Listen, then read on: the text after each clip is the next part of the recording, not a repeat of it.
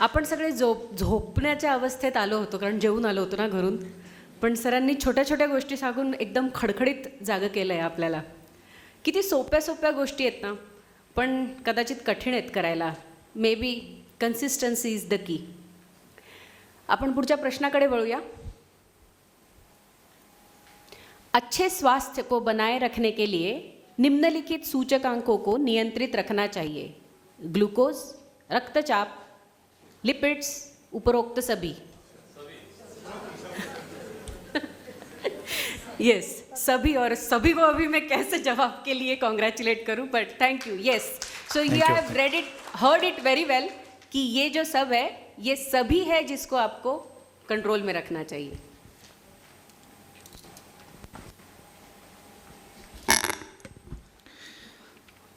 दीर्घायू जर फक्त लेक्चर ऐकून मिळाली असती तो बाती क्या थी.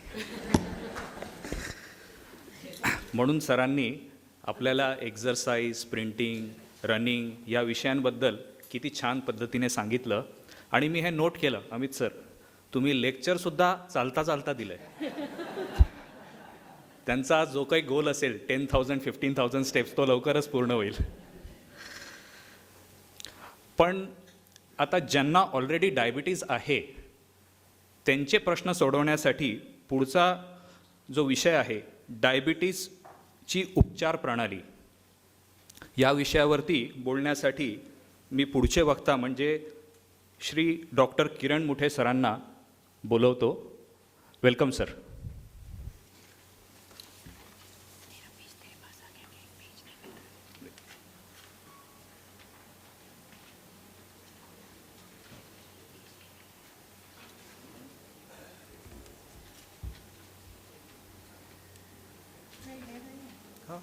ठीक है, एक मिनिट प्लीज.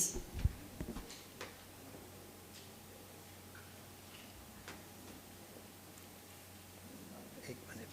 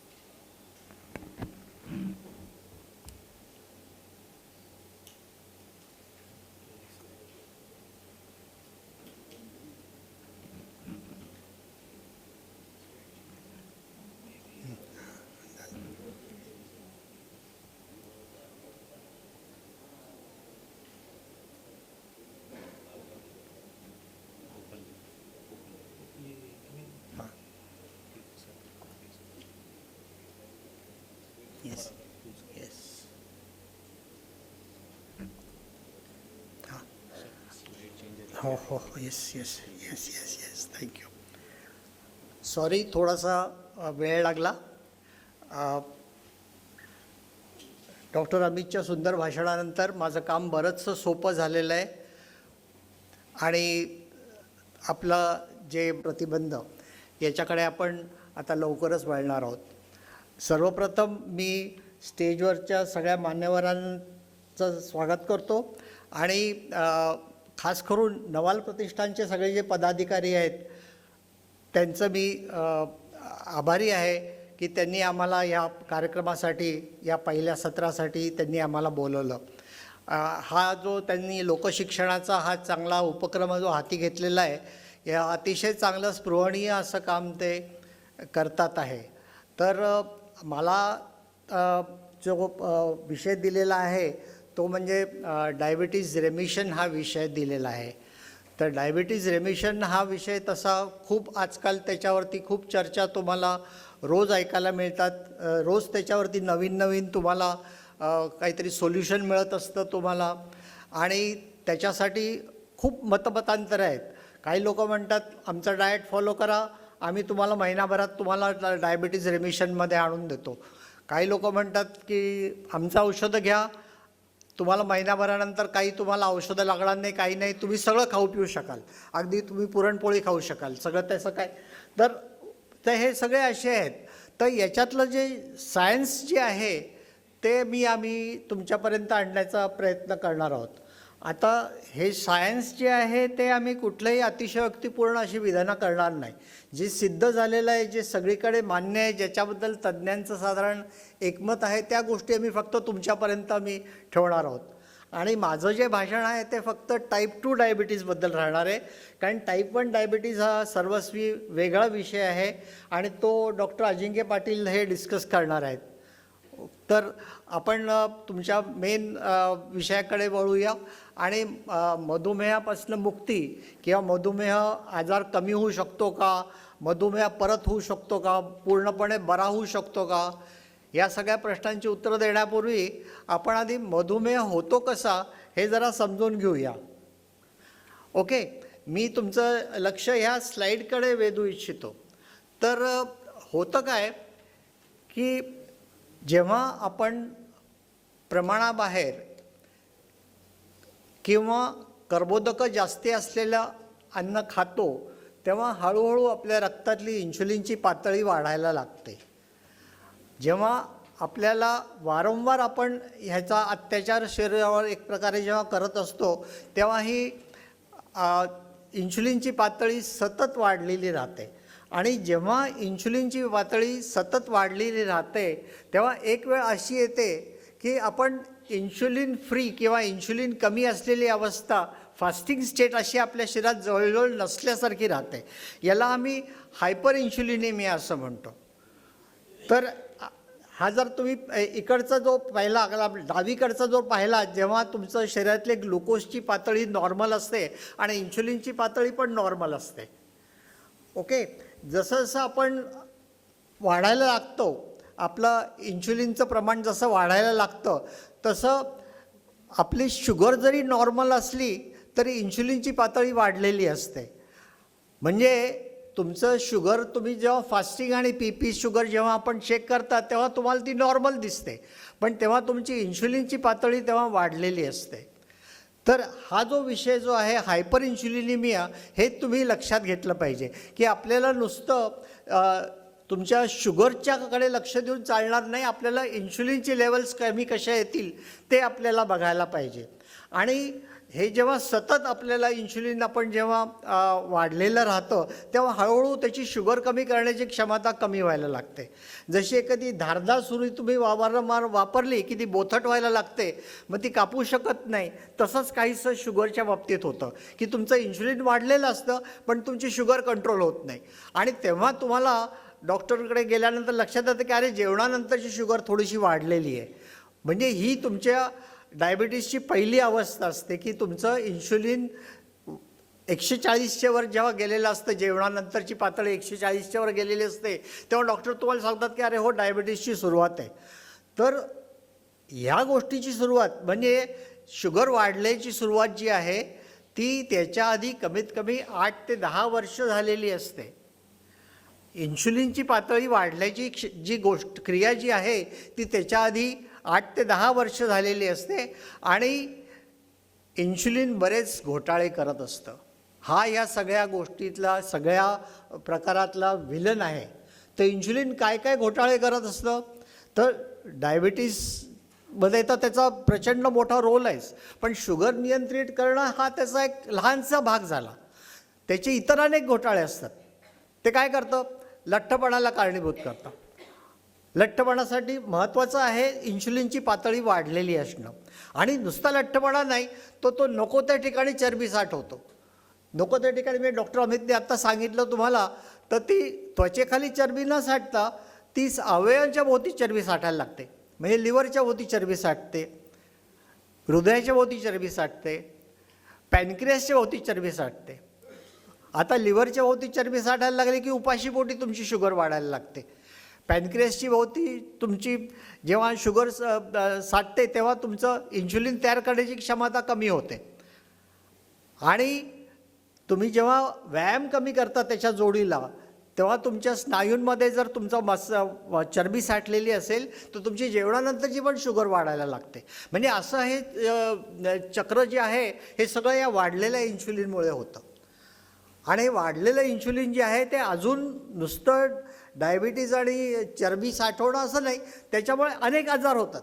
हृदयविकार होतो, ब्लड प्रेशर वाढतं आणि बऱ्याच कॅन्सर्समध्ये याचा फार मोठा रोल आहे. विशेषतः स्त्रियांमध्ये होणारे ब्रेस्ट कॅन्सर्स वगैरे हा जो विषय आहे तो याच्याशी फार जवळचा त्याचा संबंध आहे. आणि त्याचा वाढलेल्या इन्शुलिनमुळे ते ब्रेस्ट कॅन्सर, पुरुषांमध्ये प्रोस्टेट कॅन्सर, हे सगळं त्याच्याशी संबंधित आहे असं आजकालच्या संशोधनात आढळून आलं आहे.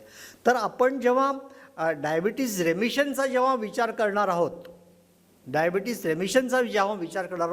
तेव्हा आपल्याला नुसतं शुगर नॉर्मल आली याच्यावर अवलंबून राहून चालणार नाही.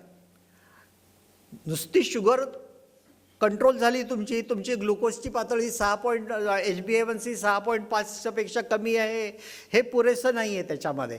तर त्याच्याबरोबर त्याच्याबरोबर बाकीचे कॉम्प्लिकेशन्स जे आलेले आहेत त्याचं जेव्हा आपण व्यवस्थित कंट्रोल करू, त्याचं जेव्हा व्यवस्थित ट्रीटमेंट करू, त्याला आपण डायबिटीज रेमिशन असं म्हणू.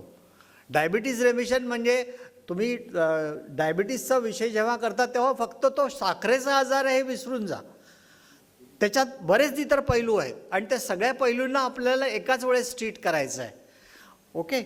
तर शेवटी काय झालं, हा जेव्हा विषय जेव्हा खूप हा जगभरचा विषय आहे, जगभर हा प्रॉब्लेम आहे. त्यामुळे शेवटी 2023 साली WHO आणि यांनी ADAने एकत्र बसून एक समिती फॉर्म केली आणि त्यांनी विचारलं की शेवटी एकदा ठरवा नक्की की डायबिटीज प्रतिबंध म्हणजे नक्की, डायबिटीज रेमिशन म्हणजे नक्की काय. तर त्यांनी असं ठरवलं की सामान्य ग्लुकोजची पातळी आणि HbA1c तुमचं 6.5% पेक्षा कमी पाहिजे. सलग 3 महिने ही पातळी टिकवलेली पाहिजे. आणि ह्यावेळेस तुम्हाला कुठलेही हायपोग्लायसेमिक औषधं म्हणजे डायबिटीसची कुठलीही औषधं नसताना ही पातळी तुम्हाला मेंटेन करता आले पाहिजे. तर याला तुम्ही रेमिशन म्हणतात. दिस इज रेमिशन. औषधं चालू असताना तुम्हाला जर ही पातळी मेंटेन करता आली, HbA1c 6.5% आणि 3 महिने, तर त्याला रेमिशन आपण म्हणत नाही. आपण रेमिशन तेव्हाच म्हणतो जेव्हा औषधांशिवाय आपल्याला ही पातळी सलग 3 महिने टिकवून ठेवता येते. आणि रेमिशनचा दुसरा पुढचा अर्थ असा की आजाराची पुनरावृत्ती होऊ नये म्हणून आपण सतत प्रयत्न करत राहणार आहोत. कारण की जिथं रेमिशन होऊ शकतं तिथे रिलॅप्सही होऊ शकतो. एकदा शुगर तुमची कंट्रोल आली आणि तुम्ही जर सतत तुमचे जे सकारात्मक तुम्ही बदल केलेले आहेत, व्यायाम म्हणा, पथ्य म्हणा, या सगळ्या गोष्टी जर तुम्ही सोडल्या तर तुम्ही परत रिलॅप्स होऊ शकतात. म्हणून त्याच्यासाठी कॉन्स्टंट विजिलन्स हा जो विषय आहे तो आपण कंटिन्युअस तिथे चालू ठेवला पाहिजे. नुसतं आपण माझे 1-2 शुगरचे रिपोर्ट्स चांगले आले म्हणजे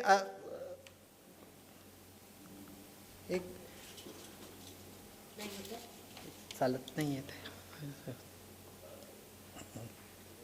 हां बस झाली. हां चालेल. तर डायबिटीज रिव्हर्सल म्हणजे काय, मी तुम्हाला परत माझ्या पहिल्या स्लाईडकडे घेऊन जातो.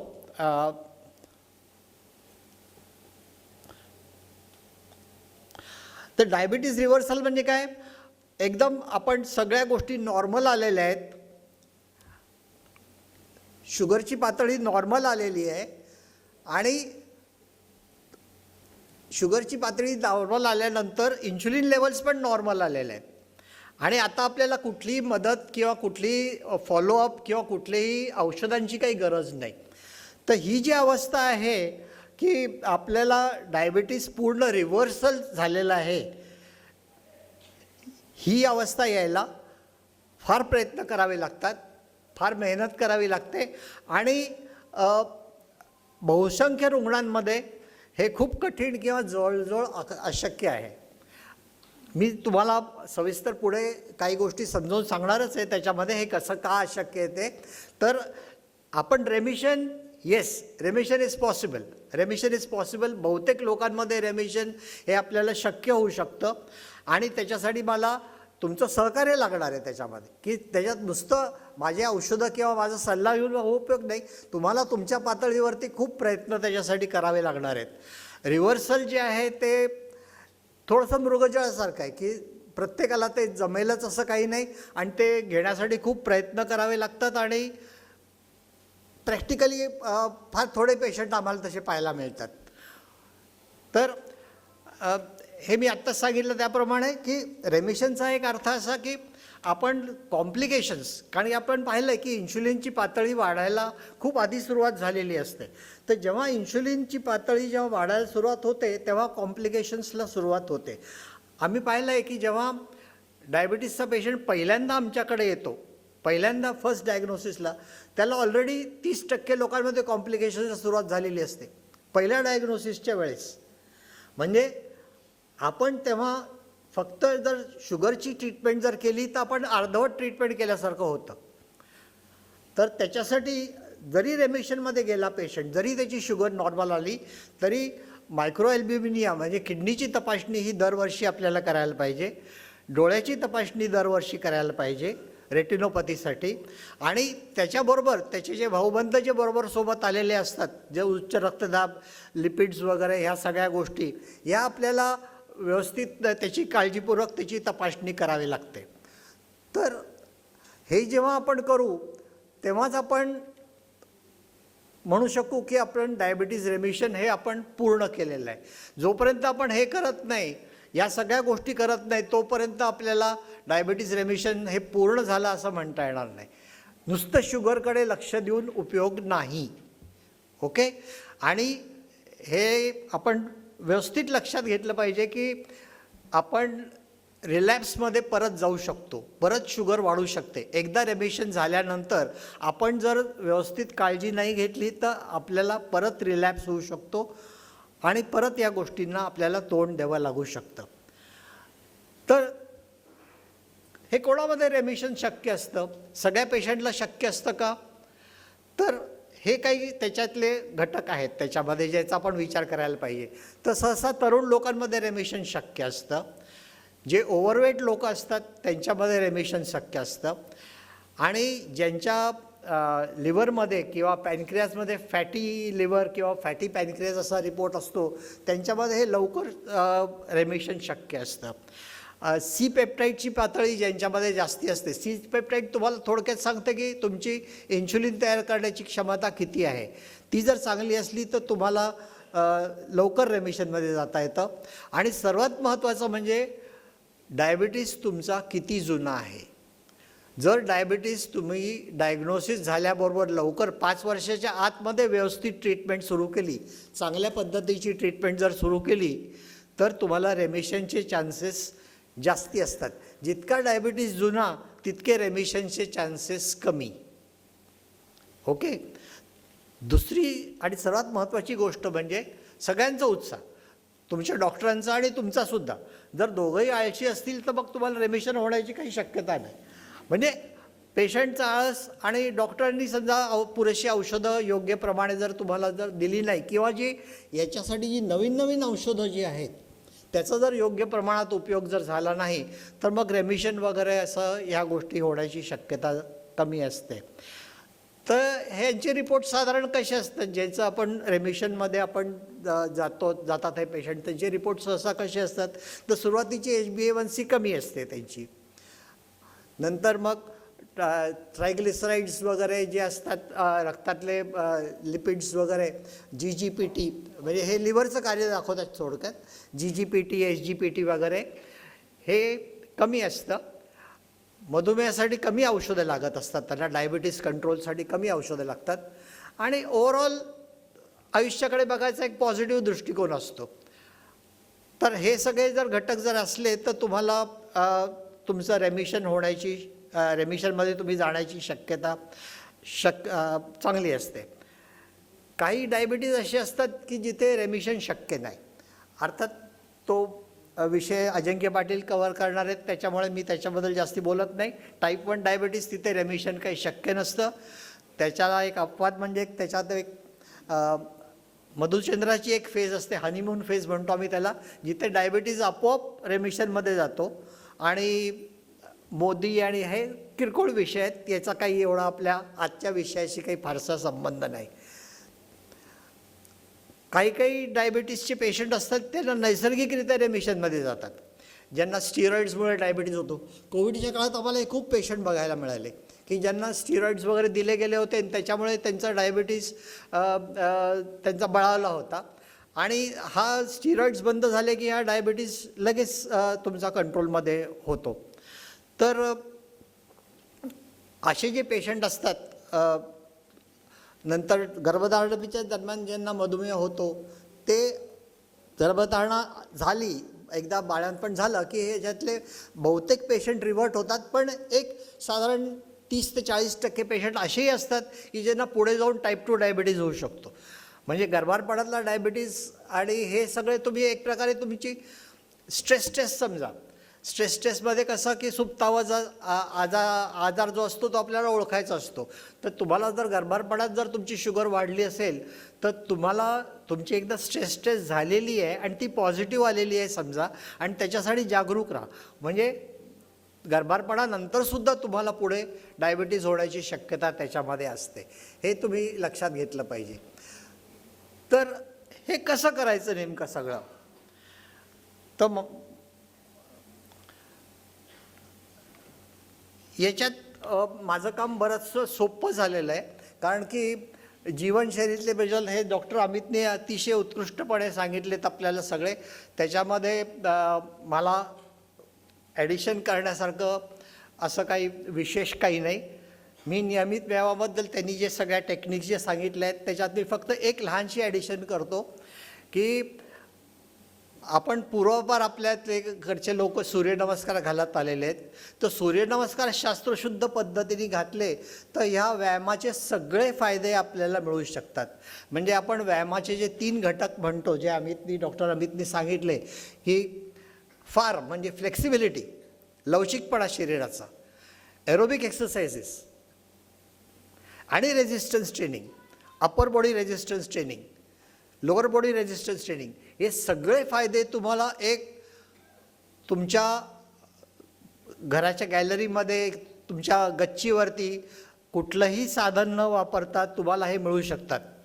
आणि याच्याबरोबरच तुम्हाला थोडंसं जर तुम्हाला याचा जर तुम्ही खोलात जाऊन अभ्यास केला तर मेडिटेशन टाईप सूर्यनमस्कार हा जो विषय जो आहे तर तुम्हाला तुमचं मेडिटेशनसुद्धा त्याच्यामध्ये होतं. आता हा एक जरा कॉम्प्लिकेटेड विषय सूर्यनमस्कार, म्हणजे आपण सहसा व्यायामाशी संबंधित असं काहीतरी म्हणतो. तर मेडिटेशन टाईप सूर्यनमस्कार जर तुम्ही घातले 5 मिनटात एक बीजमंत्रासहित जेव्हा सूर्यनमस्कार घालतात तेव्हा त्याचं एक चांगल्या प्रकारे तुम्हाला रिलॅक्सेशन होतं आणि तुमचे विचार जे असतात ते सगळे कमी व्हायला त्याच्यानी फार चांगली मदत होते.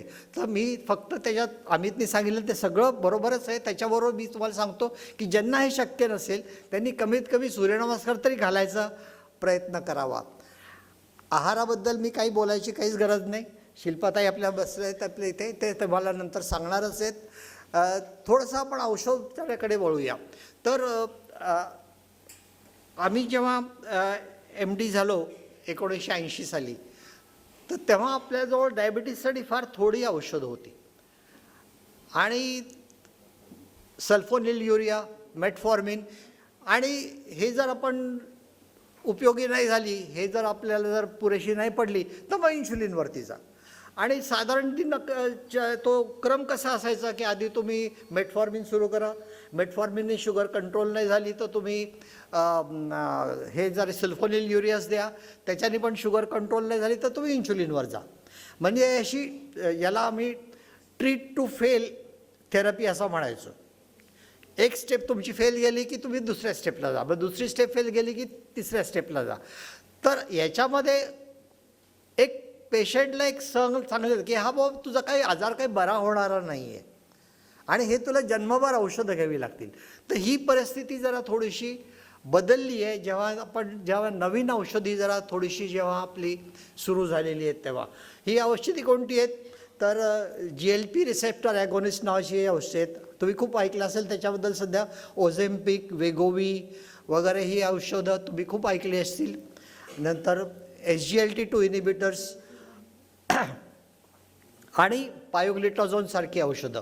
तर ही औषधं याला आम्ही डिसीज मॉडिफाईंग अँटी डायबेटिक ट्रीटमेंट असं म्हणतो. म्हणजे डायबिटीसचं जे अगदी कंटिन्युअस अधोगतीकडे जाणारं जे स्वरूप जे आहे त्याला ते कुठेतरी पायबंद घालू शकतात आणि डायबिटीस तुमचा रेमिशनमध्ये जाण्यासाठी त्याची मदत होते. ही गेल्या 5-7 वर्षामध्ये ही डेव्हलपमेंट झालेली आहे. आजकाल ही औषधं बरीच महाग आहेत, पण जळगावमध्ये आता मिळायला लागलेली आहेत. पण बरीच महाग असल्यामुळे त्याचा तितकासा वापर सध्या होत नाही. मी त्याच्याबद्दल थोडंसं जास्ती बोलणार आहे. दुसरा एक प्रकार आहे, एक म्हणजे बेरियाट्रिक सर्जरी. म्हणजे ज्यांची वजन खूप जास्ती असतं त्यांचं ताबडतोब तुमचं रेमिशनमध्ये लवकर जाण्यासाठी आणि ज्यांचा डायबिटीज लवकर डायग्नोज झाला असेल त्यांना आपण एक विशिष्ट ऑपरेशन करून बेरियाट्रिक सर्जरीचा पर्याय आपण त्यांना उपलब्ध करून देतो. बेरियाट्रिक सर्जरी जी आहे ती जर आपण योग्य पेशंटमध्ये लवकर त्याचा उपयोग जर केला तर बऱ्याच लोकांना त्याचा फायदा होऊ शकतो आणि त्यांना रेमिशनमध्ये जाऊ शकतात. ते रेमिशन जे आहे ते बऱ्याच वेळ तुमचं टिकू शकतं. जे लोक डायबिटीस खूप तीव्र स्वरूपात आमच्याकडे येतो त्यांना काही थोड्या वेळ आम्ही इन्शुलिन देतो. इन्शुलिन जी आहे ते इंटेन्सिव्ह इन्शुलिन थेरपी जी आहे ती फार थोडे दिवस म्हणजे साधारण 3 ते 4 आठवडे फक्त द्यावी लागते आणि ते दिल्याने लवकर रेमिशनमध्ये जातात आणि ते रेमिशन कधीकधी 2-3 वर्षापर्यंत तुम्हाला डायबिटीसचं रेमिशन म्हणत आहे. मला इथे एक आठवण नमूद करावीशी वाटते. डॉक्टर अमितचे वडील डॉक्टर जे.बी. राजपूत, स्वर्गीय डॉक्टर जे.बी. राजपूत हे यांच्याकडे जेव्हा आमची APIची मीटिंग झाली होती यांच्या घरी तेव्हा त्यांनी याच्यावर एक लेक्चर दिलं होतं. ही साधारण 1999 सालची गोष्ट आहे. सांगायचा मुद्दा म्हणजे अतिशय द्रष्टा असा मनुष्य होता तो, ज्याला डायबिटीसचं फार मोठं डीप असं नॉलेज होतं. त्याला अमितनी त्यांचाच वारसा तिथे घेतलेला आहे. जस्ट तुमच्या कानावर घालायचं होतं. तर ही तीव्र अशी इन्शुलिन थेरपी जर आपण काही विशिष्ट पेशंटमध्ये म्हणजे ज्यांचं HbA1c 13-14 वगैरे असं असतं तर यांचं इन्शुलिन ताबडतोब आपल्याला कमी करणं आपल्या जर दिलं आपण त्यांना इन्शुलिन तर शुगर लवकर कंट्रोलमध्ये येते आणि त्याच्याने हे लवकर रेमिशनमध्ये जाऊ शकतात. ओके. तर ह्या सगळ्या याच्यामध्ये आपल्याला निष्कर्ष काय तर तुम्हाला काही केलं तरी वजन कमी करायला पाहिजे आणि वजन कमी केल्याशिवाय तुम्हाला हे गत्यंतर नाही. आणि वजन जे आहे ते नुसतं ओव्हरऑल वेट म्हणजे जे तुमच्या वजनाच्या काट्यावर दिसतं ते नाही तर तुमचे ऑर्गन्सच्या भोवतीचं फॅट तुम्हाला कमी करायला पाहिजे. याच्याबद्दलच इथे डॉक्टर रॉय टेलर ह्या ग्रस्तांनी इंग्लंडमध्ये याच्यावरती बरंच संशोधन केलं आणि ह्या विषयावरचा जो पहिला लॅन्सेटसारख्या जर्नलमध्ये प्रसिद्ध झालेला तुमचा स्टडी जो आहे तो फार प्रसिद्ध त्याच्यात त्यांनी हे मांडलेलं आहे की यकृतामध्ये जेव्हा चरबी साठते तेव्हा तो मेन प्रॉब्लेम असतो. सेंट्रल इन्शुलिन रेझिस्टन्स तिथे तयार होतो म्हणजे इन्शुलिनला प्रतिरोध तिथे निर्माण करतं. पॅनक्रियासमध्ये चरबी जेव्हा साठते तेव्हा इन्शुलिनच्या स्त्रावात घट निर्माण होते आणि लिव्हरमध्ये जेव्हा आपल्या स्नायूंमध्ये जेव्हा साठते चरबी तेव्हा पेरिफेरल इन्शुलिन रेझिस्टन्स निर्माण होतो. हृदयावरती त्याचा परिणाम होतो. हृदयावरती जेव्हा चरबी साठते तेव्हा आणि किडनीमध्ये सुद्धा जेव्हा साठते तेव्हा किडनीवरती परिणाम होतो. तर ह्या सगळ्या गोष्टींचा अर्थ असा की आपल्याला चरबी कमी करायची आहे आणि त्याच्यासाठी आपल्याला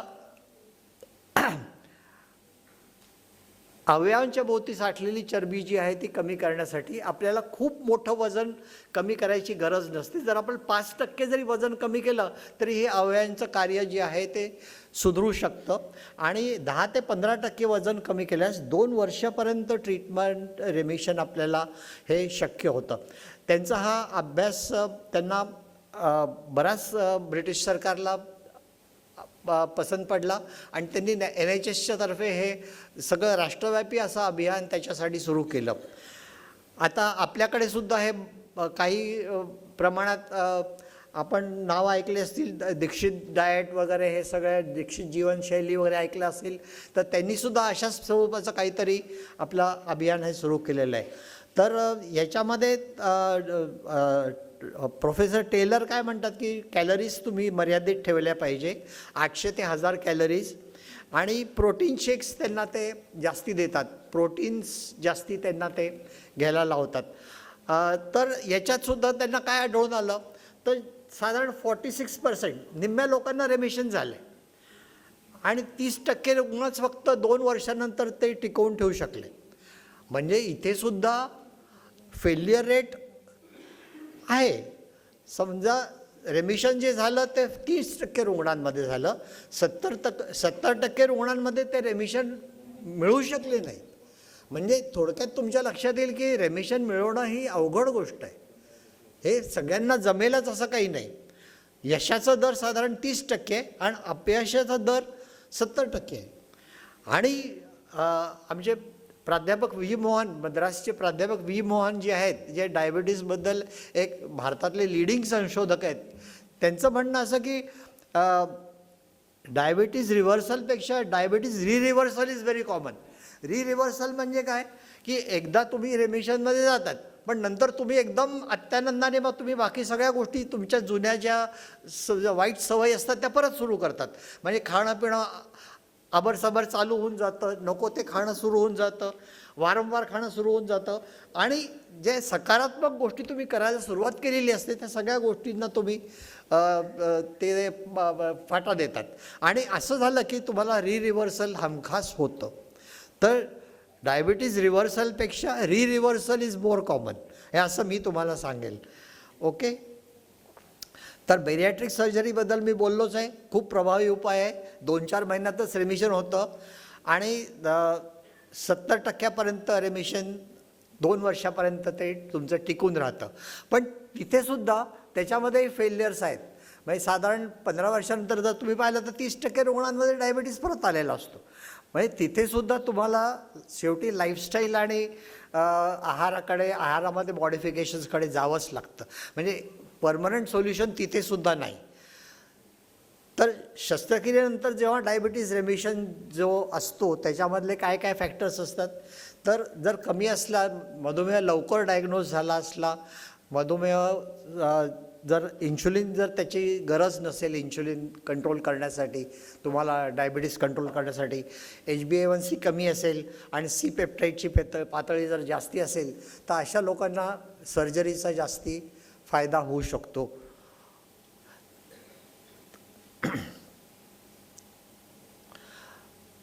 बॅरिएट्रिक सर्जरीनंतर खूप तुमचे कॉम्प्लिकेशन्स जे आहेत डायबिटीसचे, मायक्रोवॅस्क्युलर म्हणजे सूक्ष्म रक्त वाहिन्यांचे आणि मोठ्या रक्तवाहिन्यांचे, याच्यामध्ये फार मोठा फरक पडतो. फार मोठी चांगली सकारात्मक अशी त्याच्यात घट दिसून येते. हे आपण झालं आहे. तर डायबिटीज रेमिशन म्हणजे काय आहे की हे डायबिटीसकडे बघायचा एक चांगला दृष्टिकोन आहे. इट्स व्हेरी मोटिवेटिंग की आपण जेव्हा पेशंटला सांगतो की हो तुझा डायबिटीज आपण कंट्रोल करू शकतो, रेमिशन मग तुला मिळणं शक्य आहे, तुझी औषधं बंद होऊ शकतात, त्याचा फार चांगला फायदा होतो. आणि आपली जी आधीची जी उपचार पद्धती होती ट्रीट टू फेल, त्याच्यापेक्षा वेगळं हे काहीतरी आहे. डिसीज मॉडिफाईंग. उपचारांचा खर्च कमी होतो. आता उपचारांच्या खर्चाबद्दल जरा थोडंसं सांगायचं म्हणजे किती असतो उपचारांचा खर्च. तर उपचारांचा खर्च आज हे जे नवीन औषधं जे निघाले आहेत, जे तुमचे ऑझिम्पिक, विगोवी वगैरे, आणि तसे बरेच आहेत, म्हणजे मोंजारो आहे वगैरे बरेच आहे, त्याचा महिन्याचा खर्च आज जळगावमध्ये साधारण 15 ते 20 हजार रुपये आहे. किती? 15 ते 20 हजार रुपये. तर हा खर्च बहुतेकांच्या आव्याका बाहेरचा आहे. मला नाही वाटत असे घेऊ शकणारे लोक आपल्याकडे फारसे असतील. तर आपण भारतीय लोक काही जुगाड करण्यामध्ये प्रसिद्ध आहोत. तर आपण त्याच्यातही काहीतरी सोल्युशन शोधून काढलं त्याच्यामध्ये. तर आपण काय केलं तर त्याच्यामध्ये जे हे 3 गोळ्यांचा एक कॉम्बिनेशन पॅक असा साधारण 20 ते 25 रुपयामध्ये असा कॉम्बिनेशन पॅक असा मिळतो, ज्याच्यामध्ये एक DPP-4 इनिबिटर, SGLT2 इनिबिटर, पायोग्लिटाझोन आणि मेटफॉर्मिन असं 4 गोळ्यांचं एकत्र असं ते कॉम्बिनेशन पॅक मिळतो आणि ह्याचा खर्च साधारण एक 20 ते 25 रुपये रोजचा एवढा खर्च असतो. हा बहुतेकांच्या याच्यात आहे. पण याच्याबरोबरच तुम्हाला डाएट व्यवस्थित फॉलो करावं लागतं. लाईफस्टाईलमध्ये जे डॉक्टर अमितनी सांगितलं ते तुम्हाला व्यवस्थित फॉलो करावं लागतं. या सगळ्या गोष्टीत एकत्रित करून त्यांनी असं दाखवून दिलं आहे की तुमचा रेमिशन रेट जो ह्या महागड्या औषधांनी जो येतो आणि याचा जो रेमिशन रेट आहे तो जवळजवळ सारखाच आहे.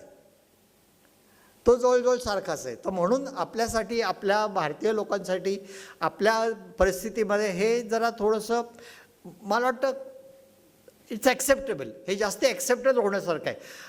तर ज्यांना ॲक्सेप्टेबल असेल ते विगोवीसारखी औषधं त्यांनी करावे.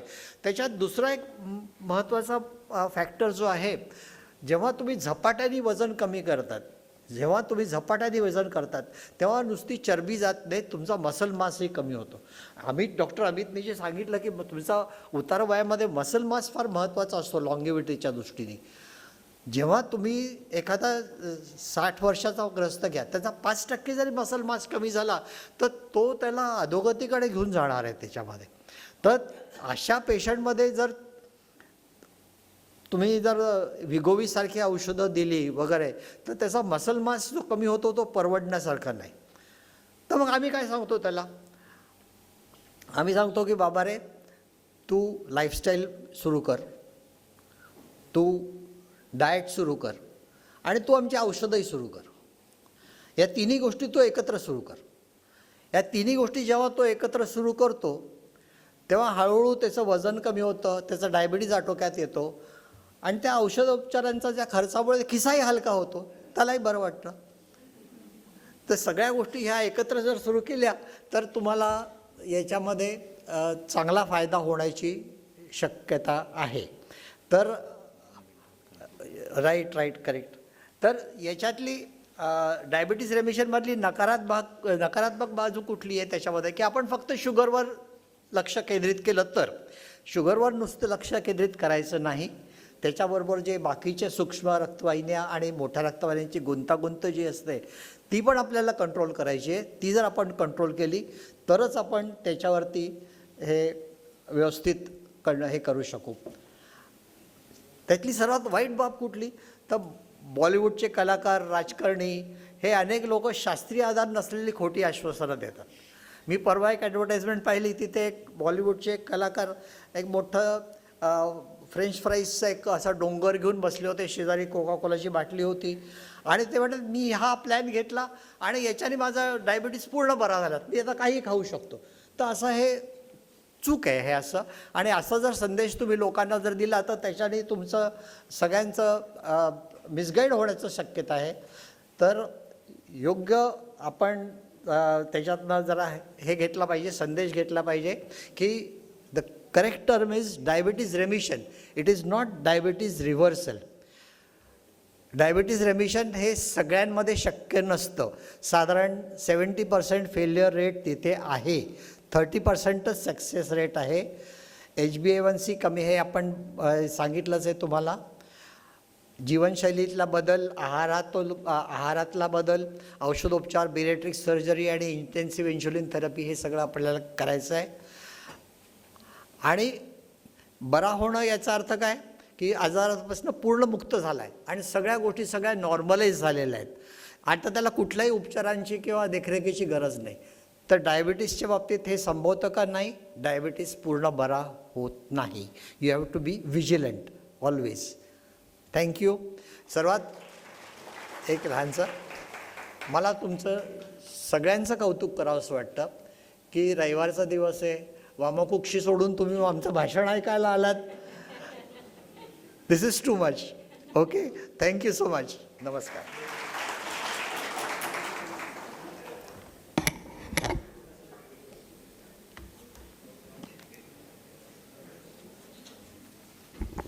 Thank you so much sir. सरांच्या इतक्या छान लेक्चरनंतर डायबिटीज रेमिशन हे शक्य आहे असं आपल्या सगळ्यांच्या लक्षात आलेलं आहे. आता ह्याच विषयावरती एक ऑडियन्स क्वेश्चन. श्री चौधरी हे बँकेत अधिकारी आहेत. स्क्रीनवर बघा. त्यांचे नुकतेच डायबिटीज निदान झाले आहेत. ते स्थूल प्रकृतीचे आहेत. त्यांनी डायबिटीज रेमिशनसाठी काय करायला पाहिजे? नियमित व्यायाम, आहारावर नियंत्रण, डॉक्टरांच्या सल्ल्यानुसार औषधोपचार किंवा तिन्ही गोष्टी करायला पाहिजे. Mission successful sir. तुम्ही आमच्यासाठी मात्र गोष्ट कठीण करताय. आम्ही ठरवलं होतं की आम्ही प्रश्नाचं उत्तर देणाऱ्याला एक काहीतरी बक्षीस देऊ. आम्हाला देताच येत नाहीये ते. लेक्चर चांगले आहेत.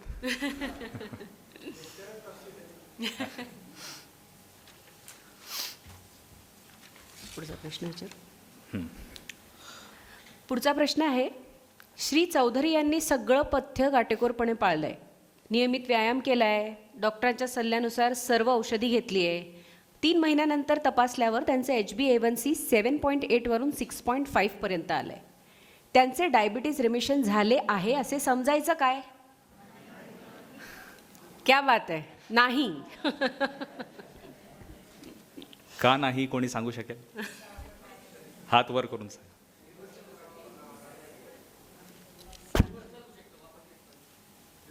परत येऊ शकतं, पण 6.5च्या खाली जेव्हा जातं विथ लीस्ट सपोर्ट त्यावेळेला त्याला आपण रिमिशन म्हणू. बरोबर सर? औषधांशिवाय. त्यामुळे त्यांना आपण रिव्हर्सल म्हणू शकणार नाही. ठीक आहे. डाएटमध्ये काय खायचं, किती खायचं, कसं खायचं, हा मला वाटतं आजच्या वर्कशॉपमधला सगळ्यात विवादित प्रश्न आहे. आणि याची उत्तरं देण्यासाठी रोल ऑफ डाएट म्हणजेच role of diet in diabetes and obesity याबद्दल बोलण्यासाठी मी माननीय शिल्पा जोशी मॅडम यांना विनंती करतो.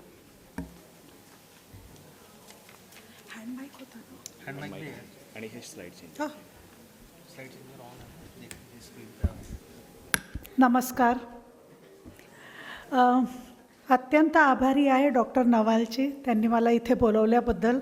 आणि ही माझी जळगावची पहिली ट्रिप आहे, त्यामुळे थँक्यू सर. आता मला माहिती आहे तुम्ही खूप अभ्यास करून झाला आहे, तुम्हाला बऱ्याच गोष्टी आता माहिती आहे, त्यामुळे माझं जे सांगणं आहे ते खूप सोपं झालं आहे. माझ्या सुरुवातीच्या ज्या स्लाईड्स आहेत त्या ऑलमोस्ट रेपिटेशन ऑफ जे डॉक्टर राजपूत म्हणाले आणि डॉक्टर मुथे म्हणाले त्याचं जस्ट रेपिटेशन आहे. तर मी बऱ्याचशा स्लाईड्स सुरुवातीच्या घेणार नाही आहे. पण दोघांनी एक गोष्ट सांगितली की रेमिशन असो किंवा मॅनेजमेंट असो, डायबिटीजचा असो किंवा वेटचं असो किंवा कुठल्याही मेटाबॉलिक प्रॉब्लेमचा असो, म्हणजे ब्लड प्रेशर असो, हार्ट प्रॉब्लेम असो, आजकाल नवीन ऐकण्यात येणारा प्रॉब्लेम म्हणजे fatty liver. I am sure सगळ्यांना हा प्रॉब्लेम आता नवीन आहे पण कळला आहे. या कशाचंही प्रॉब्लेम असो, त्याचं काहीही सोल्युशन असो, जरी तुम्ही औषधं घेत आहात, काय व्यायाम करता आहात, आहार त्याचा पाया आहे. डॉक्टर राजपूतने एक स्लाईड दाखवली होती, you are what you eat, right. तुम्ही जे खाता तशी तुमची तब्येत असते. त्यामुळे खाणं हे फार महत्त्वाचं आहे. आता मला एक प्रश्न तुम्हाला सगळ्यांना विचारायचा आहे. तुम्हाला किती जणांना वाटतं की तुम्ही जे खाताय ते सकस सात्विक आहार आहे? अरे वा, व्हेरी गुड. म्हणजे माझं इथे हा टॉक घ्यायचं काहीतरी कारण म्हणजे ठीक आहे. तर पहिले म्हणजे आपण जाणून घेऊया सकस आहार म्हणजे काय, कारण का ते फार महत्त्वाचं आहे. साधारण जेव्हाही मी कुठेही टॉक देते तर सगळ्यांना पहिली गोष्ट असं वाटतं की आपण जे भारतीय आहार खातो, पोळी भाजी, वरण भात, व्हॉटेवर जे काय आपण खातो ते सकस आहार आहे. आणि जंक फूड काय आहे, कोणीतरी सांगू शकेल का? जंक फूड काय आहे? पिझ्झा आणि चायनीज आणि पास्ता, राईट. वडापाव जंक आहे की नाही? सामोसा, चकली, लाडू, मग झालं की सगळंच आपण खातोय ते जंक आहे. हो की नाही? त्यामुळे आपल्याला मेन गोष्ट म्हणजे याची ओळख करून घ्यायची आहे की जंक आणि सकस यामध्ये फरक काय आहे. कारण का जेव्हा आपल्याला फरक कळेल तेव्हा आपण ते चूज करू शकू ना, आपल्याला राईट चॉईस करता येईल. आणि डॉक्टर राजपूत बोलताना बोलले होते की अनप्रोसेस्ड फूड. तर अनप्रोसेस्ड फूड म्हणजे नक्की काय याची सुद्धा आपण माहिती करून घेऊया. आता म्हणजे या छोट्या छोट्या गोष्टी आहेत ज्या वस्तू आपण कायमस्वरूपी ऐकत असतो या गोष्टी, की जंक फूड खाऊ नका किंवा प्रोसेस्ड फूड खाऊ नका. पण याचा अर्थ काय? म्हणजे जेव्हा आपण स्वयंपाकघरात जातो आपल्याला ह्याची ओळख आहे का की यातलं प्रोसेस्ड काय आणि अनप्रोसेस्ड काय, जंक काय आणि हेल्दी काय. खूप जणांना काय वाटतं की आम्ही सगळा सुक्का नाश्ता घरी करतो, म्हणजे शेव घरी करतो, चिवडा घरी करतो, लाडू घरी करतो, मग ते जंक नसतं का? हो की नाही? असतं ना. मग का आपण खातो? करेक्ट. त्या गोष्टींची आता आपण तर मी या सगळ्या स्लाईड्सवर जास्त बोलणार नाही आहे, पण या स्लाईडमध्ये एक फार इंटरेस्टिंग गोष्ट आहे. आपल्या देशात नॅशनल फॅमिली हेल्थ सर्वे होतो, जिथे आपल्या देशाची कशी हेल्थ आहे याचा आढावा घेतला जातो. आणि त्यात असं बघितलं आहे की ओबेसिटी बायकांमध्ये बरीच जास्त आहे पुरुषांपेक्षा. ओके, त्यामुळे बायकांनी खास काळजी घ्या. कारण का, जरी वर्किंग बायका असल्या तरी किचनची चावी फक्त त्यांच्याच हातात असते. बरोबर की नाही? स्वयंपाकघरात काय चाललं आहे हे म्हणजे त्याची मालकी बायकांची असते. त्यांनी जर घरच्या पुरुषांना सांगितलं कुठे काय आहे तर ठीक आहे, अदरवाईज सगळं त्यांचंच आहे. तर एक लक्षात घ्या की बायकांमध्ये ओबेसिटीचं प्रमाण जास्त आहे आणि त्यामुळे रिस्क पण जास्त आहे. आणि एस्पेशली मेनोपॉज झाल्यावर या रिस्क खूप प्रमाणात वाढतात. ऑल्सो आपल्या देशात बायका व्यायाम करत नाही.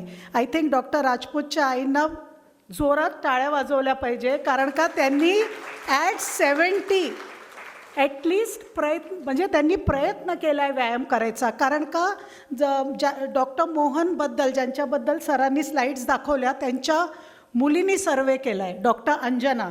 तिचा असा सर्वे की कोण व्यायाम करतं आणि का व्यायाम करत नाही. तर याच्यात दिसून आलं आहे की भारतीय बायका व्यायाम करत नाही. का?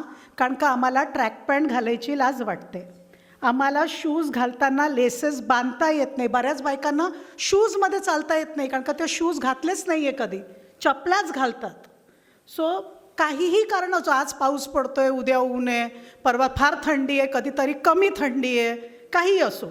त्यामुळे बायकांनी म्हणजे पुरुषांनीही व्यायाम केला पाहिजे, पण मी आवर्जून सांगते बायकांना व्यायामाची गरज आहे आणि खूप जास्त गरज आहे. त्यामुळे बायकांनी व्यायाम करायला पाहिजे, दोन्हीही कार्डिओ आणि वेट बेअरिंग एक्सरसाइजेस जे सरांनी तुम्हाला दाखवले, दोघांचीही गरज आहे. पूर्वीच्या काळी तुमच्या आजी जेव्हा रोज दळण दळायच्या, चूल पेटवायच्या, हां, त्याच्यामध्ये सगळं वेट ट्रेनिंग होत होतं. जर वेट ट्रेनिंग करायचं नसेल तर गिरणीमध्ये पीठ दळू नका, घरी चक्की आणा छोटी आणि रोज 2-2 वाट्या पीठ आणि तेवढीच पोळी पण खा, म्हणजे कार्ब रिस्ट्रिक्शन पण होईल आणि वेट ट्रेनिंग पण होईल. ओके, सो आता तुम्ही जर बघितलं की आपल्या देशामध्ये हे स्टेट वाईज डिस्ट्रीब्युशन आहे ओबेसिटीचं, किती लोकांमध्ये स्थूलपणा आहे देशभरात. आणि तुम्ही बघितलं तर महाराष्ट्र 2nd ग्रेडमध्ये येतो. जे डार्क रेड आहे तिथे सगळ्यात जास्त स्थूलपणा आहे, आणि जे ऑरेंज आहे तिथे मध्यम स्थूलपणा आहे, आणि जे पिवळं आहे तिथे कमी स्थूलपणा आहे. आता याचं कशाशी रिलेशन आहे? तुमचं स्टेट किती श्रीमंत आहे. जिथे श्रीमंत स्टेट आहे तिकडे स्थूलपणा जास्त आहे. कारण का आपल्या इकडे काय आहे, कोणाचं वजन वाढलं तर ते वजन वाढलेलं नाही म्हणत, खाते पिते घर काय. बरोबर की नाही? हां, तर ते असं कोणी नाही म्हणत की तुम्हाला वजन जादा आहे, खाते पिते घर काय. म्हणजे चांगल्या घरचे तुम्ही आहात आणि तुमचं वजन कमी आहे तर प्रॉब्लेम आहे. खोटं बोलतोय, इतके पैसे मिळत नाही जितकं सांगतोय. Yes or no? हो की नाही? त्यामुळे ही एक गोष्ट आपल्याला कळली पाहिजे. म्हणजे हे लहान मुलांमध्ये खूप म्हटलं जातं की एक त्या नर्सरी रायम आहे, chubby cheeks, dimple chin, rosy lips, हो ना. तर chubby babies are not healthy babies. जरी ते छान गोंडस दिसतं बाळ, ते हेल्दी नसतं. तसंच chubby adults are not healthy. बरं, आता वेट लॉस म्हणजे काय? सगळ्यांनी करीना कपूर व्हायचं काय? म्हणजे वेट लॉस म्हणजे काय करायचं? हां, तर सगळ्यांना 0 फिगर असायची. म्हणजे बायकांसाठी सांगते, यंग मुली नाही आहे फारशा, नाही तर यंग मुलींमध्ये फार क्रेज असतं की 0 फिगर पाहिजे. 0 फिगरची काही गरज नाही, कारण का आपण काय बॉलिवूडमध्ये थोडी ॲक्टिंग करणार आहे, आपल्याला काही पिक्चरमध्ये काम नाही करायचं आहे, राईट?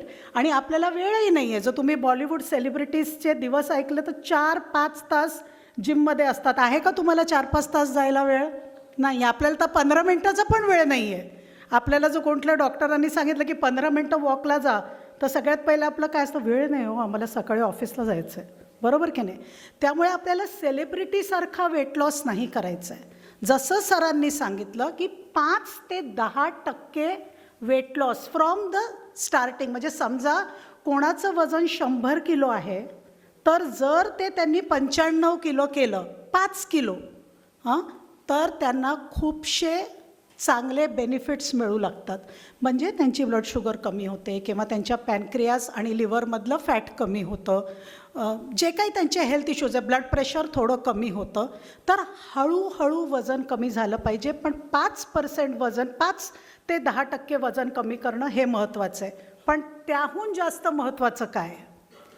कसं वजन तो आमच्या म्हणजे डायटिशियन्स सर्कलमध्ये ही एक फार प्रसिद्ध म्हण आहे की वजन कमी करायला लोक काय करतात? Zip your lip and move your heap. म्हणजे काय? तोंडाला झिप लावा आणि थोडं चाला फिरा, वजन कमी होतं. पण प्रॉब्लेम इज तोंडाला झिप किती दिवस लावायची?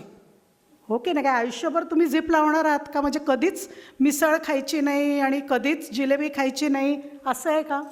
तर प्रॉब्लेम हा आहे की आपण वजन कमी करणं फार सोपं आहे. त्याला कुठलंही गायडन्स लागत नाही. कोणालाही वजन कमी करता येतं. आमच्याकडे जेव्हा पेशंट येतात वजन कमी करायला, ते आम्हाला नाही म्हणत, मॅडम हमने खुद 15-20 किलो कम किया था, फिर बढ़ गया, और फिर 20 किलो नहीं बढ़ा, फिर 25 किलो बढ़ा. फिर हमको लगा कि अभी आपके पास आना चाहिए ताकि वो आगे बढ़े नहीं. तर वजन कमी करणं अजिबात कठीण नाही आहे. कमी झालेलं वजन वाढू न देणं, इथे सगळा गेम आहे. कळलं? त्यामुळे वेट लॉसची डेफिनेशनच आहे की 5 to 10% loss of body weight which is maintained over at least 1 year, ideally lifetime. पण लाईफ टाईम हे फारच जास्त होतं म्हणजे, पण ॲटलिस्ट 1 वर्ष मेंटेन करणं हे फार गरजेचं आहे. आणि पण सहसा काय बघतो की लोकांचं 2 किलो कमी होतं, मग एका लग्नाला जाऊन येतात 2-3 दिवस, मेहंदी, हल्दी आणि शादी, आणि मग 3 किलो वाढतं. मग जो ड्रेस लग्नाच्या आधी शिवला तो लग्नानंतर फिटच होत नाही. हो की नाही? त्यामुळे that is not weight loss. त्याला योयो म्हणतात. योयो म्हणजे ते असतं ना, ते पुढे जातं मागे येतं, राईट? तर त्या प्रकारचा वेट लॉस हा तुमच्या शरीराला हानिकारक आहे आणि तुमच्या शरीराला त्रास होतो. त्यामुळे तुम्ही कमी वजन कमी करा, पण कमी केलेलं वजन वाढू देऊ नका. ते फार महत्त्वाचं आहे. म्हणजे 25 किलो कमी केलं आणि 50 किलो वाढवलं, याला फारसा अर्थ नाही आहे. तर ही स्लाईड मला फार आवडते. तर वेट लॉसचे ट्रीटमेंटचे काय फेजेस असतात? तर फेज 1 इज जेव्हा पहिले 3 ते 6 महिने, याला आम्ही हनीमून फेज म्हणतो. का? सगळे खुश, डॉक्टर खुश, डायटिशियन खुश, पेशंट त्याहून खुश. सारखे आमच्याकडे येतात वजन करायला, मॅडम अजून 100 ग्रॅम कमी झाले आहे, अजून अर्धा किलो कमी झालं आहे. खूप छान वाटतं, कारण का काटा दुसऱ्या बाजूला जात असतो, बरोबर? पण एक लक्षात घ्या, वजन कमी होताना पहिले 3 ते 6 महिने सगळ्यांचं वजन कमी होतं. त्याच्यानंतर एक फेज येतो, त्याला म्हणतात वेट प्लटू. एक लक्षात घ्या, शरीराने वजन कमवलेलं असतं. समजा तुमच्या बँकेत 1 लाख रुपये आहे आणि मी फ्रॉड करून त्यातले 90,000 रुपये काढून टाकले, मी फ्रॉड करून, तर तुम्ही पुढच्या वेळेस मला पैसे देताना विचार कराल ना की ही बाई फ्रॉड करते, म्हणजे आपण हिला आता हातातच पैसे देऊ, जे काही द्यायचं आहे. तिला आपला जीपेचा नंबर द्यायचा नाही, आपला अकाउंटचा नंबर द्यायचा नाही. हो की नाही? कारण का? ते 1 लाख रुपये तुम्ही खूप मेहनतीने कमवले होते आणि ते मी चोरले तुमच्याकडनं. तसंच वजनाचं आहे. तुमचं शरीर नाना प्रकारचे हॉर्मोन्स तयार करून नाना प्रकारचे करून ते वजन कमवलेलं असतं. आता ते तुम्ही गमवलं आहे, त्यामुळे शरीराचे पुरेपूर प्रयत्न असतात जे गमवले ते सगळं परत कमवायचं. त्यामुळे तुम्ही केलेले वजन कमी करायचे जे वेगळ्या वेगळ्या वस्तू आहेत ते आता शरीरावर ॲक्ट करत नाही त्या पिरियडमध्ये. आणि त्या पिरियडमध्ये सगळ्यांना भयंकर फ्रस्ट्रेशन येतं कि मैडम मैं कम खा रहा हूँ, मैं 2-2 घंटे एक्सरसाइज कर रहा हूँ, पर कुछ हो नहीं रहा है. कुछ नहीं हो रहा है तो ना होने दो, तुम कुछ मत करो. तुम इसे कुछ हो नहीं रहा है इसलिए तुम ज़्यादा मत खाओ कि कुछ हो ही नहीं रहा है फिर क्या फ़र्क पड़ता है. क्योंकि तुमने एक थोड़ा ज़्यादा खाया तो बहुत वजन बढ़ेगा. तर तो जो तुमचा वेट मेंटेनन्सचा पिरियड असतो तो इनडेफिनेट असतो, लाईफ लाँग असतो. त्यामुळे तुम्हाला वजन मेंटेन करता आलं पाहिजे.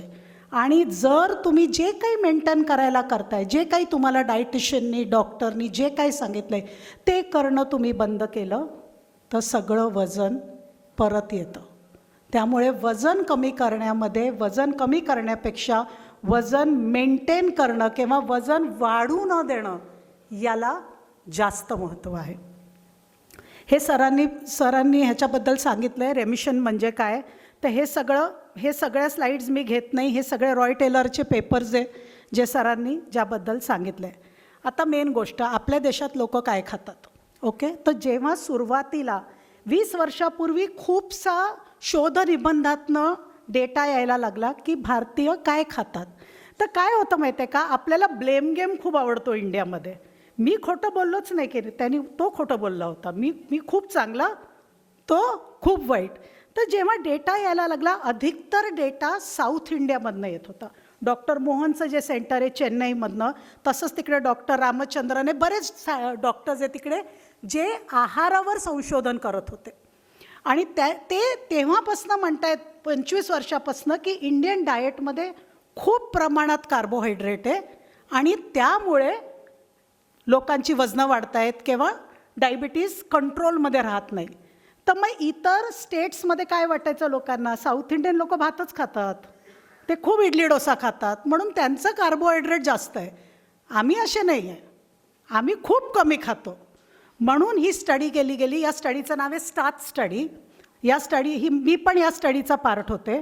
आणि याच्यात बघितलं गेलं की इट डज नॉट मॅटर तुम्ही साऊथमध्ये राहा, वेस्टमध्ये राहा, ईस्टमध्ये राहा, नागालँड, मिझोरम, त्रिपुरा, अरुणाचल प्रदेश, कुठे पण राहा, या देशात सगळेजणं फक्त कार्बोहायड्रेटच खातात. टू द पॉईंट की नॉर्थमध्ये, पंजाबमध्ये तुम्ही गेला तर ते तुम्हाला असं नाही विचारत जेवला का, खाना खाया की असं नाही विचारत. काय विचारतात, रोटी खाई. म्हणजे तुम्ही त्याचं संबोधन, जेवणाचं संबोधनसुद्धा रोटी म्हणजे कार्बोहायड्रेटने करता. ही आपल्या देशाची हालत आहे आणि त्यामुळे आपलं डायबिटीज कंट्रोलमध्ये राहत नाही. कार्बोहायड्रेट जास्त खातो. आणि दुसरी गोष्ट जी आपल्या इंडियन्सला खूप आवडते, फॅट, तूप, घी आवडते की नाही. हो की नाही. कोरडी पोळी कशी खायची, त्यावर तूप हवं, बरोबर की नाही. आज सण आहे म्हणजे पुरी करायला हवी, हो की नाही. भाजीवर कोणी पाहुणे येणार आहे म्हणजे भाजीवर तवंग दिसलाच पाहिजे, नाही तर मग बिमारो का खाना, राईट, हॉस्पिटल का खाना. सो हा प्रॉब्लेम आहे. त्यामुळे आपण कार्बोहायड्रेट खातो, आपण फॅट खातो. त्यामुळे आपण काय खात नाही, प्रोटीन. आणि प्रोटीन खाल्लं नाही तर तुमची ब्लड शुगर कंट्रोल करणं, तुमचं वेट कंट्रोल करणं हे फार कठीण होतं. त्यामुळे प्रोटीन खाणं अतिशय गरजेचं आहे. बरं, मी तुम्हाला एक एक्झाम्पल देते. काय खाता नाश्त्यात, उपमा, पोहे, हां, पराठा, इडली,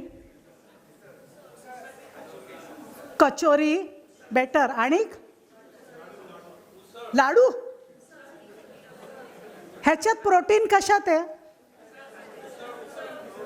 हां, पण उसळ रोज खाता का, नाही. आणि भाज्या कशात आहे, भाज्या कशात आहे या सगळ्यांमध्ये, आहे का भाज्या. एक कांदा घालतं की नाही, एक फॅमिलीचे पोहे करताना फारच फार तर 2 कांदे, हो की नाही. बाकी काही घालतात त्याच्यात, शेंगदाणे, पण शेंगदाणे भाजी नाही आहे ना, करेक्ट. हां, मटर्स वर्षभर नाही मिळत, आलू डालते, आलू भी स्टार्च ही है ना मैडम, कार्बोहाइड्रेट। ये हमारा प्रॉब्लम है। डब्बे में क्या लेके जाते हैं? रोटी सब्जी। किधर है प्रोटीन? नहीं है। रात को क्या खाते हैं? मेरे को मालूम नहीं है, बॉम्बे में सब लोग फैंसी खाते हैं। आज पाव भाजी, कल डोसा, परसों इडली, फिर सैंडविच। कहाँ है प्रोटीन? दाल चावल नहीं खाते अपने देश में, चावल दाल खाते हैं। बहुत सारे चावल में येलो करने के लिए थोड़ा सा दाल, पीला रंग आ गया, स्टोरी ओवर। बराबर के नहीं? हाँ के नहीं?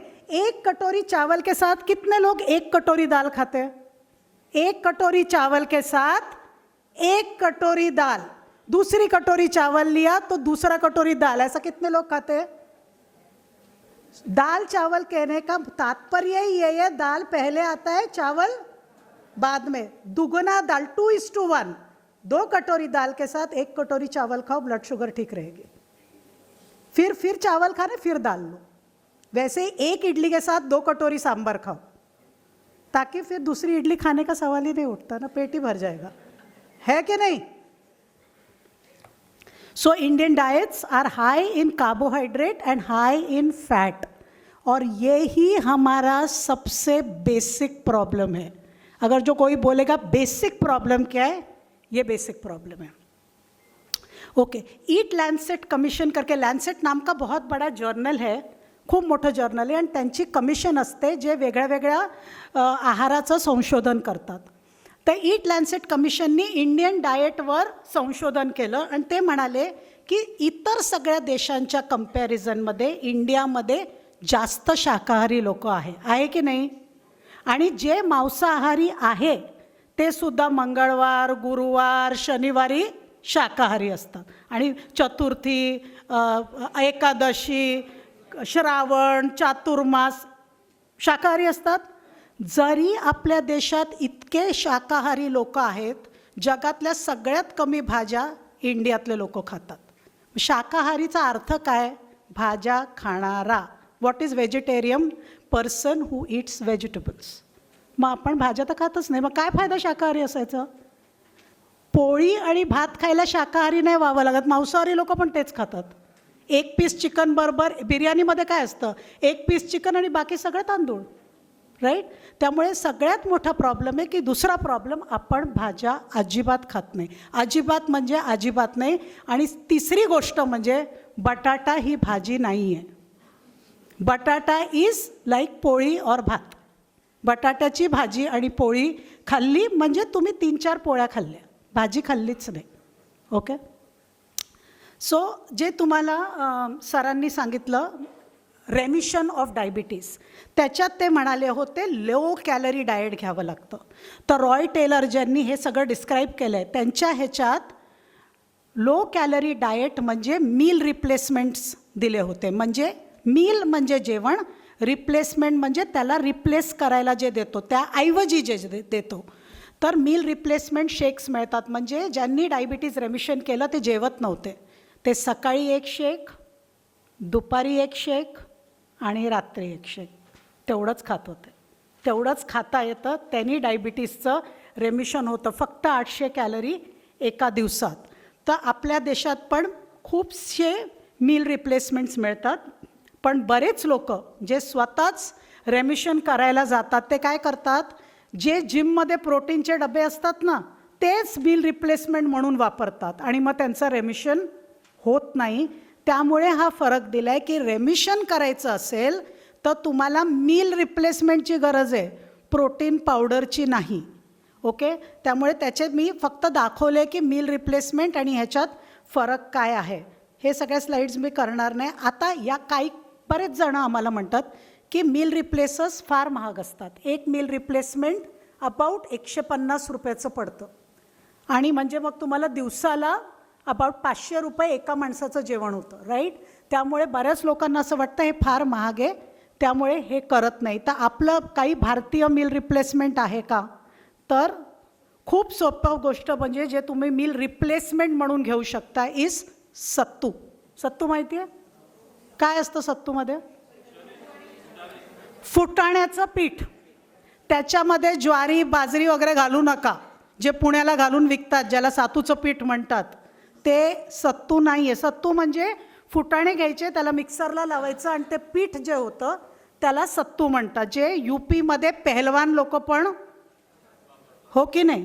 त्यामुळे sattu is a very good meal replacement for diabetes remission, very very good. जर हवं असेल तर सत्तूचं पीठ तुम्हाला ताकातनं घेता येतं, सत्तूचं पीठ तुम्हाला ट्रेडिशनली पाण्यातनं घेतात. UPमध्ये सत्तू पाण्यात मिसळतात, त्याच्यामध्ये लिंबू पिळतात, गरमीत कांदा घालतात, मीठ, मिरं आणि पितात. ही एक मील आहे आणि ते पोट भरून राहतं. तर तुम्ही सत्तू घेऊ शकता. तर ह्याचं जस्ट कम्पॅरिझन आहे की ते कॅलरीजमध्ये पण मील रिप्लेसमेंट एवढं आहे जे बाजारात मिळतं मील रिप्लेसमेंट. कार्बोहायड्रेट थोडे जास्ती आहे पण फॅट कमी आहे आणि प्रोटीन इक्विव्हॅलंट अमाऊंटचे आहे. फायबर खूप जास्त आहे. फायबर जास्त असल्यामुळे गच्च पोट भरतं आणि कॉस्ट डिफरन्स आहे. सो तुम्ही बाजारातनं घेतलं तर 1200 रुपये 400 ग्रॅमला. तुम्ही सत्तू घरी केला तर खूपच स्वस्त आहे, पण नाही घरी केला बाजारातनं विकत आणला तर 300 रुपये किलो. अगदी फारच इकॉनॉमिकल मील रिप्लेसमेंट आहे. सो हे सत्तू तुम्ही अशा प्रकारे घेऊ शकता. पाण्यातनं घेऊ शकता, ताकातनं घेऊ शकता आणि बरेच लोक दुधातनं पण घेतात. मी कधी घेतला नाही पण माझे बरेच पेशंट्स घेतात, त्यामुळे ते म्हणतात चांगला लागतो. आणि बरेच लोक जे आल्मंड मिल्क किंवा सोय मिल्क या सगळ्यांमध्ये सुद्धा खूप छान लागतो सत्तू मिक्स करून जर घेतला, पण साखर नाही घालायची, जस्ट सत्तू मिक्स करून घ्यायचं. अजून एक मील रिप्लेसमेंट स्नॅक म्हणून तुम्हाला वापरता येईल, तो माझ्या स्टुडंटनी रिसर्च केला होता याच्यावर, म्हणून मी तुम्हाला हा डेटा दाखवते. तिने राजम्याचे खाकरे तयार केले होते. खाकरे खाता की नाही? इकडे पॉप्युलर आहे की नाही खाकरे? माहिती आहे ना खाकरा काय? खाकरा गव्हाचा असतो. प्रॉब्लेम इज खाकरा कसा करतात माहिती आहे का?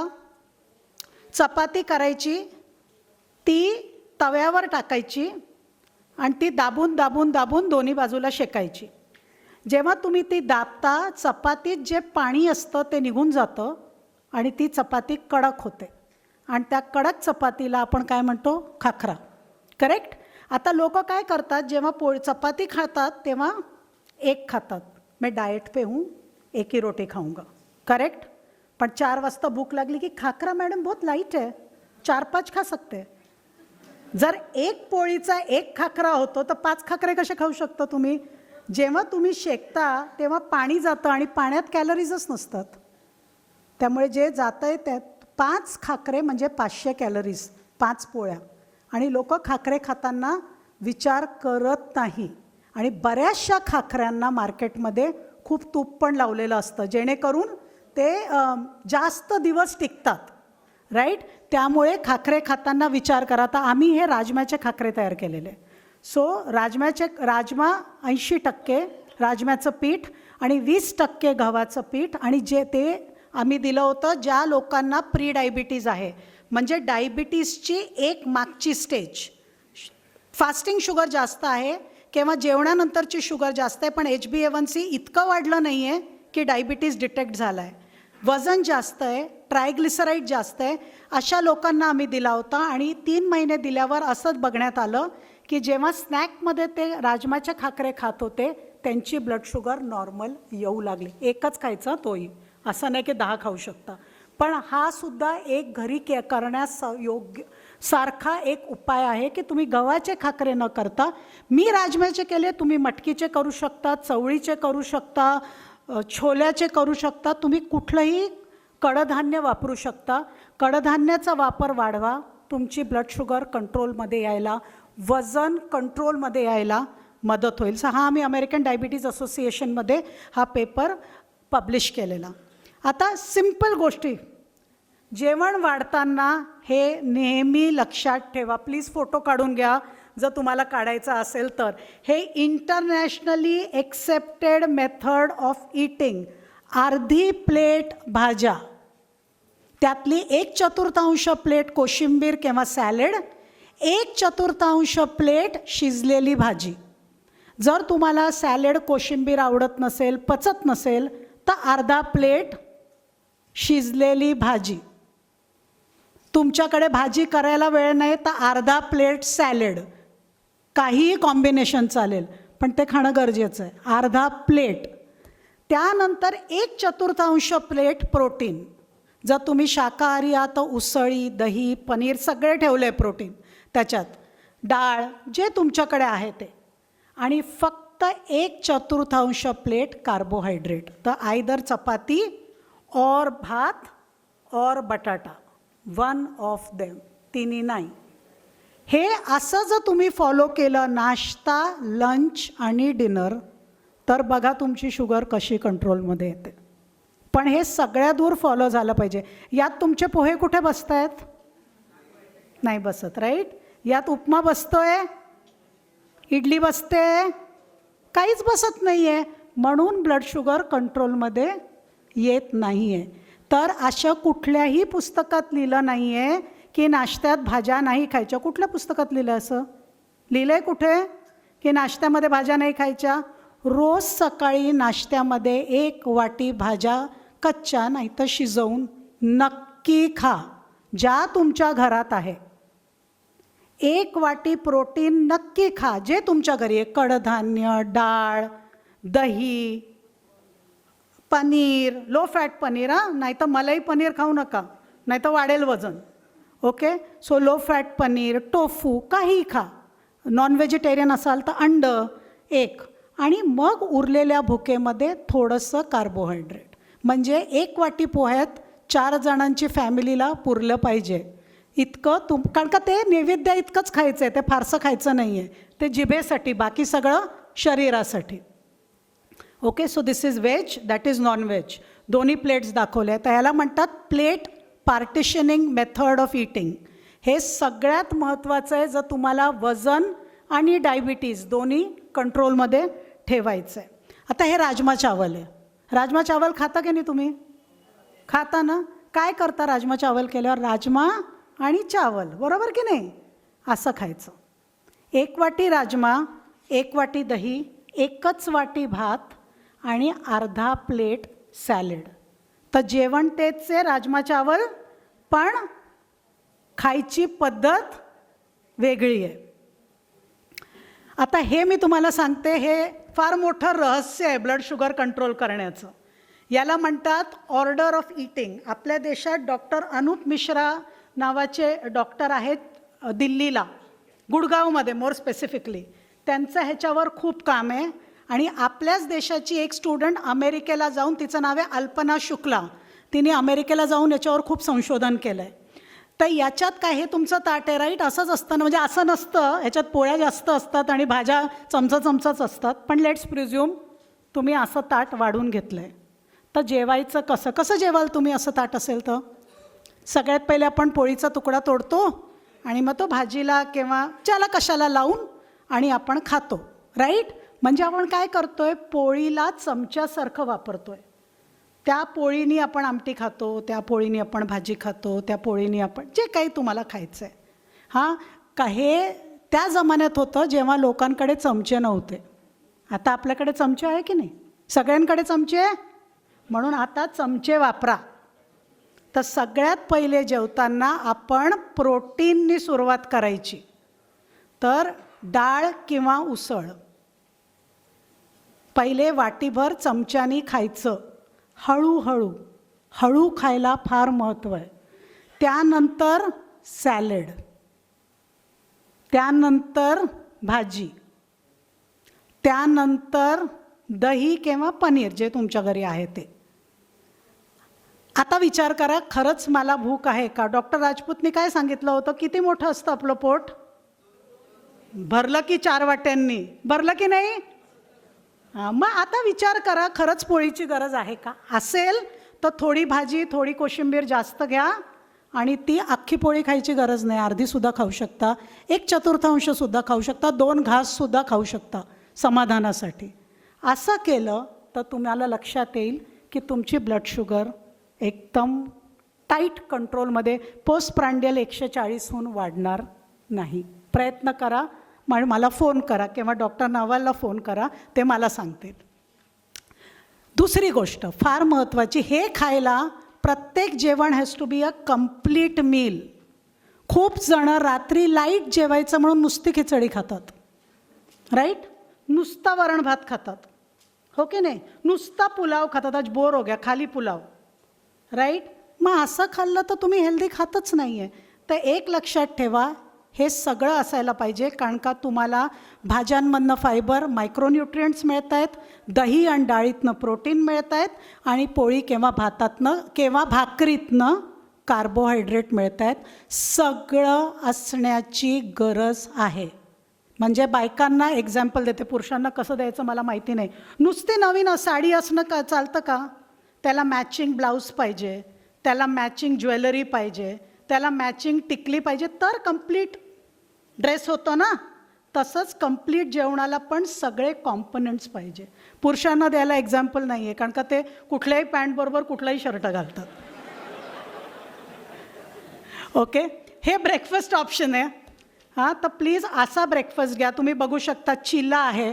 चिला म्हणजे टोमॅटो ऑमलेट, म्हणजे ते बेसनाचं धिरडं, किंवा मुगाच्या डाळीचा चिला, किंवा मिक्स डाळीचा चिला ज्याला अडई म्हणतात साऊथमध्ये, मुगाच्या चिला ज्याला पेसरट म्हणतात साऊथमध्ये, तो खाऊ शकता. एग्स खाऊ शकता, दही घेऊ शकता, ढोकळे करू शकता वेगळ्या वेगळ्या कडधान्यांचे. कडधान्य मुळात उकडून खाऊ शकता. असा ब्रेकफास्ट पाहिजे. ब्रेकफास्ट पोहे, उपमा, शिरा, तो काय ब्रेकफास्ट नाही आहे. तो ब्रेकफास्ट करायचा असेल तर मग सगळ्यांनी जवळपास एक शेताचा प्लॉट विकत घ्या आणि तो ब्रेकफास्ट करून शेती करायला जा. म्हणजे मग ते जे खाल्लं आहे ते पचून जाईल. मग ऑफिसमध्ये नाही जायचं आणि कम्प्युटर समोर नाही बसायचं. स्नॅक 5 वाजता सगळ्यांना भूक लागते, राईट. मग काय खातो आपण? पोह्याचा चिवडा. जे ऑफिसमध्ये जातात ते तर वडापावच खातात, हो की नाही, कारण का कॅन्टीनमध्ये तेवढंच मिळतं, बाकी काही मिळत नाही. त्यामुळे हे सगळे स्नॅक ऑप्शन्स खूप चांगले. नट्स खा, बदाम, पिस्ता. नॉन अफोर्डेबल असेल ते तर शेंगदाणे खा, चणे खा, स्प्राउट्स खा, ताक घ्या. ताक is a very very good snack option. हे फ्रूट पण खाऊ शकता स्नॅक म्हणून. ओके, हे जंक फूड आहे. तर जंक फूडचा अर्थ काय? ज्या जेवणामध्ये कार्बोहायड्रेट आणि फॅट आहे आणि प्रोटीन आणि भाज्या नाही आहे, ते सगळं जंक आहे. ओके, तर त्याच्यासाठी देश ही सीमा नाही आहे. म्हणजे लोक काय म्हणतात, traditional Indian food is not junk, only American food is junk. मग आपल्याकडे का ओबेसिटी आहे, त्यांच्याकडे कमी काय आपल्याहून? जर त्या इटालियन लोकांमध्ये अजिबात ओबेसिटी नाही आहे, पिझ्झा तिकडचा खाणं आहे. आपल्याकडे आपण खाऊन कशी काय ओबेसिटी झाली? कारण का आपण नुसता पिझ्झा नाही खात, मग खिचडी पण खातो. मग म्हणजे आता मी म्हणजे आहे ना, मला 2 मिनटं वेळ. हां, तर एक तुम्हाला स्टोरी सांगते. मी लुधियानाला गेले होते. मला एक ड्रायव्हर आलेला पिकअप करायला. त्यांनी मला म्हटलं, आप क्या करते हो वगैरे वगैरे, जनरल गप्पा होत्या. तर मी म्हटलं की मैं डायटिशियन हूँ. मग नॉर्मल ना, डायटिशियन म्हटलं की फिर क्या खाना चाहिए मैडम, तो क्यों होता है डायबिटीज़? मतलब ये सब चाइनीज़ वाइनीज़ खाते हो ना, इससे डायबिटीज़ होता है. तो फिर क्या खाना चाहिए? मतलब रोटी, दाल, सब्ज़ी. हमारा ऐसा है मैडम, कितना भी चाइनीज़ खाओ उसके बाद हम रोटी दाल तो खाते ही है. हे आपल्या देशाचा प्रॉब्लेम आहे की कॅलॉरिक ओव्हरलोड, की खायचं बरेच वस्तू. ओके, मला 5च मिनटं आहे, त्यामुळे मी लास्ट 2-3 स्लाइड्स दाखवते. ह्याला म्हणतात न्यूट्रिशनल डायव्हर्सिटी. जर मी तुम्हाला विचारलं, पालेभाज्या खाता का? काय? पालक आणि मेथी. मग बाकीच्यांना काय झालं? हां, या सगळ्यांचं काय? जे ह्याच्यात मिळतं ते पालक मेथीत मिळत नाही.